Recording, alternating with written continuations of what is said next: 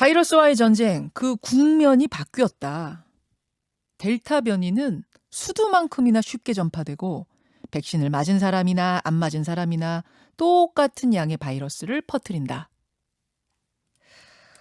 미국 질병청 CDC가 최근에 보고서를 냈는데 그 안에 들어있는 말입니다.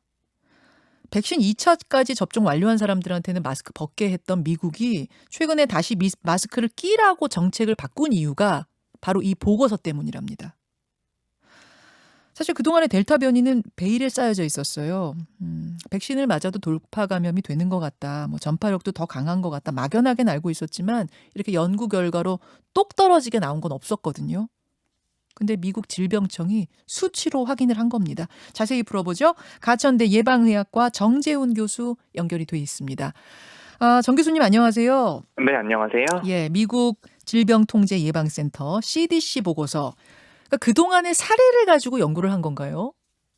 네, 그동안의 사례라기보다는 예. 이때까지 이루어졌던 연구 결과를 모두 종합한 것이라고 보면 될 것 같은데요. 네. 하지만 델타 변이에 대한 연구가 아직까지 진행 중이기 때문에 완전히 확정된 정보라기보다는 네. 지금까지 나온 연구들을 모두 다 종합한 것이다. 이렇게 이해하면 될 것 같습니다. 연구 조각조각 나온 걸 다 종합한 정도로 생각하면 되겠군요. 네, 그렇습니다. 하나하나 보죠. 우선 전파력. 수두만큼이나 쉽게 퍼진다. 이건 어떤 말입니까? 네, 전파력이라고 하는 것이 우리가 감염 재생산수라는 것을 봐야 되는데요. 네. 감염 재생산수가 한 명의 확진자가 생겼을 때 새롭게 몇 명의 새로운 확진자를 만들어내는 것인가 이런 의미인데요. 네. 기존의 코로나 바이러스가 감염 재생산수가 3에서 4 정도로 평가가 됐습니다. 그런데 델타 변이가 그것보다 약 2배 정도 높은 것으로 나와 있거든요. 네. 그렇게 되면 감염 재생산수가 5에서 6, 높게는 8 정도까지 될 수 있는데 이렇게 되면 첫 2가지 문제가 있습니다. 첫 번째가 우리가 집단 면역의 효과라고 해서 접종률이 70% 정도가 되면은 자연스럽게 바이러스가 감소할 수 있을 것이다. 이런 이야기들이 있었는데요. 그렇죠. 그런 수치가 훨씬 더 높아질 수 있다라는 의미이고요. 그럼 얼마까지 가야 된다는 소리예요?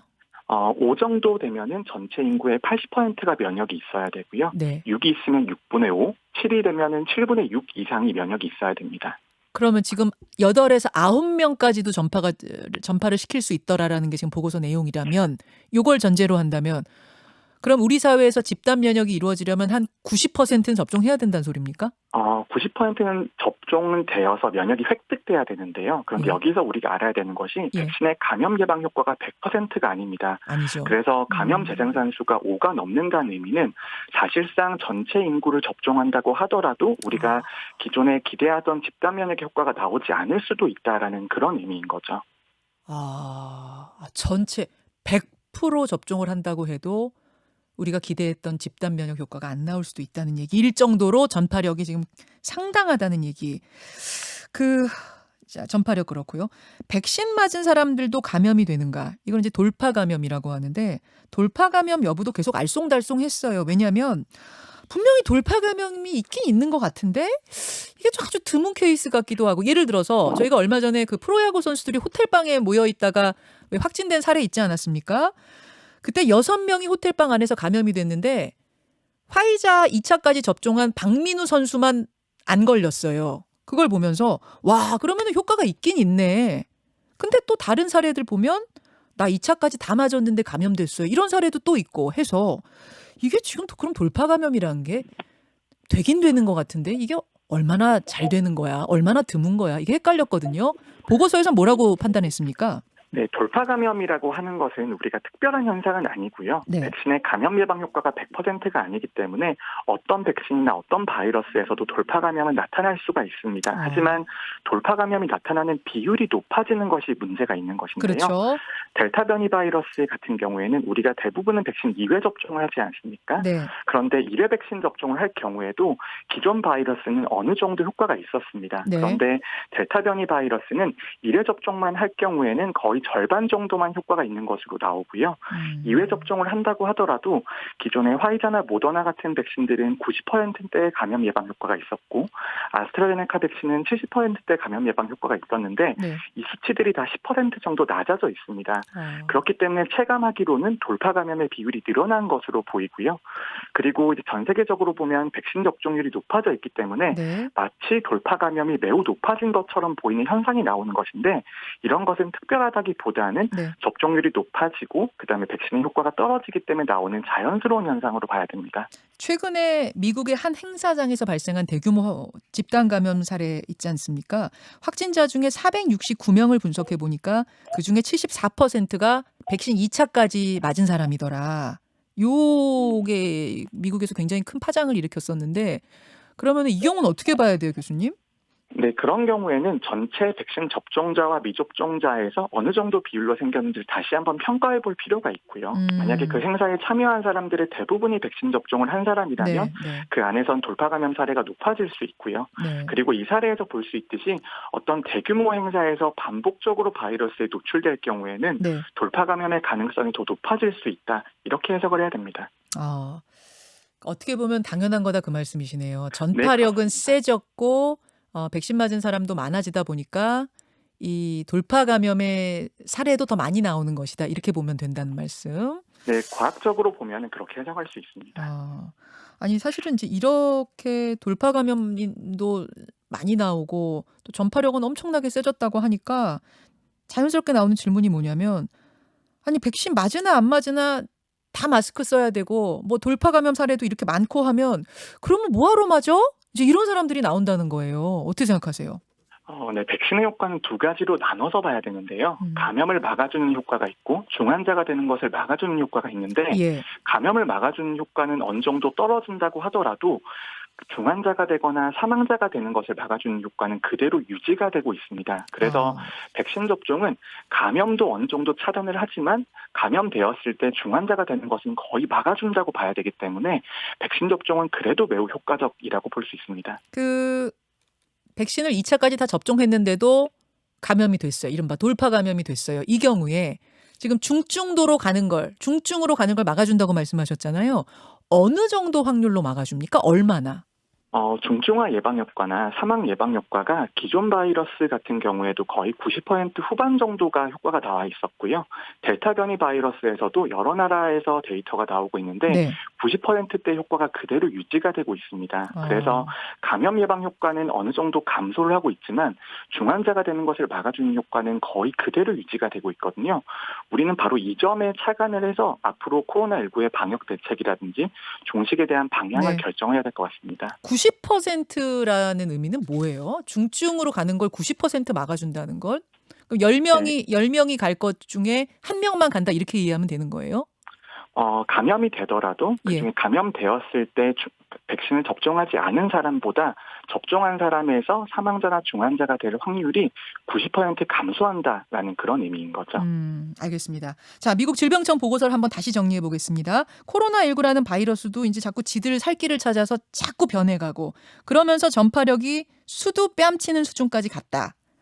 문제는 백신을 2차까지 맞은 사람도 돌파 감염은 된다. 요건 이제 확연이 된 거고. 다만 접종자, 미접종자가 똑같이 걸렸을 경우 접종자가 미접종자보다 훨씬 덜 앓는다. 굉장히 지금 쉬운 말로 말씀을 드리고 있어요. 덜 앓는다. 즉 중증으로 가는 확률이 확 줄어든다.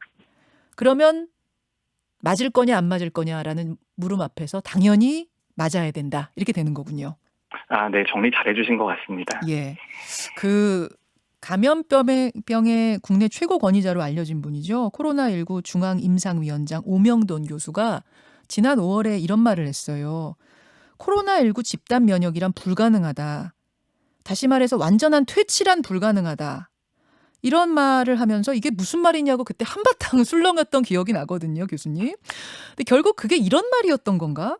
즉 변이가 계속 나온단 말이었던 건가? 저는 이런 생각이 드는데 맞습니까? 네, 델타 변이가 등장하면서 전 국민 70%가 접종을 하면 그때부터 종식이다. 이렇게 말할 수는 없게 되었고요. 네. 델타 변이의 전파 능력을 볼 때 사실상 전 국민이 접종한다고 하더라도 유행 자체를 막기는 어려운 상황이고요. 당분간 확진자 숫자도 지금 정도가 유지가 될 가능성이 크죠. 따라서 지금 상태에서 종식으로 나아갈 수 있는 가장 최적의 전략이 무엇인지를 고민해 봐야 되는 시점인데 네. 저는 코로나19를 더 이상 치명적이고 전파력이 높지 않은 바이러스로 만들어서 관리 가능한 수준으로 유지하는 게 거의 유일한 대안이라고 봅니다. 그러니까 즉 고위험군에 대한 접종을 완료를 해서 예. 더 이상 코로나19로 사망자나 중환자가 거의 발생하지 않는 수준까지 간다면 네. 또 최대한 많은 사람들에게 접종을 해서 네. 사회적 거리두기를 거의 하지 않아도 확산이 심각하지 않은 정도가 종식에 사실상 가까운 수준이 아닌가 이렇게 보는 거죠.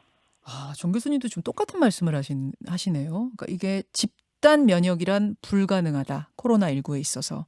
그러면 코로나19를 독감 중에 하나로, 즉 백신 매년 맞아가면서 걸릴 경우에는 뭐 일반적인 독감 사망률과 비슷한 수준까지 가는 걸 감수하면서 그렇게 일상을 살아가는 것, 즉 일상적인 경제 활동도 하고 장사도 하고 학교도 열고 하는 식의 위드 코로나 시대를 준비해야 한다.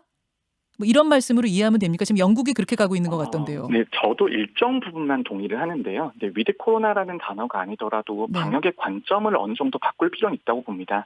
하지만 지금 이런 전략으로 가기에는 상황이 좋지 않은데요. 네. 고위험군에 대한 접종이 완료가 되지도 않았고 유행 상황이 안정적이지도 않기 때문에 지금 당장 방역의 패러다임을 바꾸자라고 하는 것은 네. 너무 많은 위험을 감수하게 되는 겁니다. 그래서 당분간 지금의 이제 방역을 그대로 유지를 하면서 그 사이에 시간을 버는 거죠. 시간을 벌어서 최대한 접종률을 높이고 고위험군에 대한 접종도 어느 정도 끝나게 되면 네. 그리고 유행 상황도 안정이 되면 네. 점차 방역의 패러다임을 바꿀 수 있는 것이지. 일단 백신 접종률이 제일 중요하군요.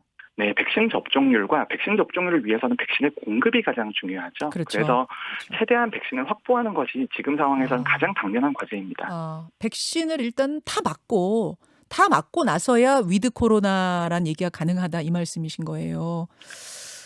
근데 이제 지금 37%밖에 우리가 맞지 못한 상황입니다. 이거는 뭐 국민들이 맞기 싫어서 안 맞은 건 아니고 수급이 원활치 못하다 보니까 37%밖에 안 된 건데 일단은 빨리 다 맞고 그러고 나서 위드 코로나에 대한 논의가 가능해지는 상황이라는 거. 그때까지는 마스크 여러분 철저히 쓰셔야 되고요. 자기 차례가 오면 백신 반드시 맞으셔야 되고요. 그렇습니다. 그나저나 지금 수도권 4단계 들어간 지 3주 지났는데 그래프가 꺾일 생각을 안 합니다. 이게 지금쯤이면 효과 좀 나타나야 될 때 아닌가요, 교수님? 네, 저는 당분간 지금 상황이 이어지고 확진자는 감소하지 않을 것으로 예상을 하고 있는데요. 아까 말씀드렸듯이 델타 변이 바이러스가 유행을 하고 있고요. 사회적 거리두기 효과라는 것이 지금은 일상생활 그리고 사적 영역에 대한 제한이 이루어지고 있고 경제활동은 그대로 유지가 되고 있습니다. 그렇기 때문에 사회적 거리두기 4단계라고 하더라도 그 효과가 한정적이라고 봐야 되는 것이고요. 그다음에 백신 접종률이 빠르게 높아져야 되는데 7월 달은 사실상 정체 상태였기 때문에 저는 8월까지는 지금의 유행 상황이 그대로 갈 거라고 예상을 하고 있습니다. 8월까지 계속요? 네, 8월 정도까지는 가야지 그래도 감소를 어느 정도 기대해 볼 수 있고요. 그리고 최악의 상황에는 델타 변이가 워낙에 전파 능력이 높기 때문에 지금보다 확진자 숫자가 더 늘어나 있을 수도 있습니다. 알겠습니다. 여기까지 오늘 말씀 듣도록 하죠. 고맙습니다. 네, 감사합니다. 가천대학교 정재훈 교수였습니다. 김현정의 뉴스쇼는 청취자 여러분의 참여로 이루어집니다. 트위터, 페이스북, 레인보우 게시판, 그리고 단문 50원, 장문 100원의 유료 문자 샵 1212, 우물정 1212 통해 참여하실 수 있습니다. 김현정의 뉴스쇼, 여러분과 함께 만듭니다.